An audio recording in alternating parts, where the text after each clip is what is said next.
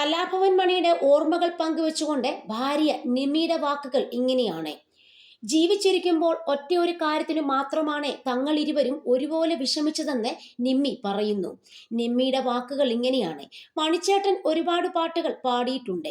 അതിലേറ്റവും എനിക്ക് പ്രിയപ്പെട്ടതും ഹൃദയസ്പർശിയും ആയ പാട്ട് മിന്നാമിനുങ്ങെ എന്ന പാട്ടാണ്. ഞാനും മണിച്ചേട്ടനുമൊക്കെ പട്ടിണിയും കഷ്ടപ്പാട് നിറഞ്ഞ കാലഘട്ടത്തിലൂടെ ജീവിച്ചു പോന്നവരാണ്. അതുകൊണ്ട് അത്തരം കാര്യങ്ങൾ കാണുകയും കേൾക്കുകയും ചെയ്യുമ്പോൾ അറിയാതെ കണ്ണു നിറയും. അദ്ദേഹത്തിനും എനിക്കും വിഷമമായ കാര്യം മകൾ ജനിക്കുന്ന സമയത്ത് ഉണ്ടായതാണ്. മകളുടെ പ്രസവ സമയത്ത് ഡെലിവറിക്ക് കൊണ്ടുപോകുമ്പോൾ മണിച്ചേട്ടൻ എൻ്റെ അരികിൽ ഇല്ലായിരുന്നു.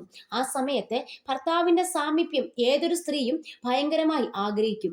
അന്നൊരു അവാർഡ് പരിപാടി നടക്കുന്ന സമയമാണ്. രാവിലെ പോകുന്ന സമയത്ത് എന്നോട് ചോദിച്ചു, വയ്യായിക ഒന്നും ഇല്ലല്ലോ എന്ന്. വേദന എന്തെങ്കിലും ഉണ്ടെങ്കിൽ വലിയ പരിപാടിയാണെന്നൊന്നും നോക്കണ്ട, പോകാതിരിക്കാമെന്ന് പറഞ്ഞു. ആ സമയത്ത് എനിക്ക് പ്രത്യേകിച്ച് വയ്യായ്മയോ ക്ഷീണമോ ഒന്നും തോന്നിയില്ല. ആങ്കറിംഗ് ആണ് ചേട്ടൻ ചെയ്യാനിരുന്നതും. പൊയ്ക്കോളാൻ ഞാനും പറഞ്ഞു. പക്ഷെ വൈകിട്ടായപ്പോഴേക്കും എനിക്ക് വേദന തുടങ്ങി. മണിച്ചേട്ടനെ വിളിച്ചിട്ട് കിട്ടുന്നുമില്ല.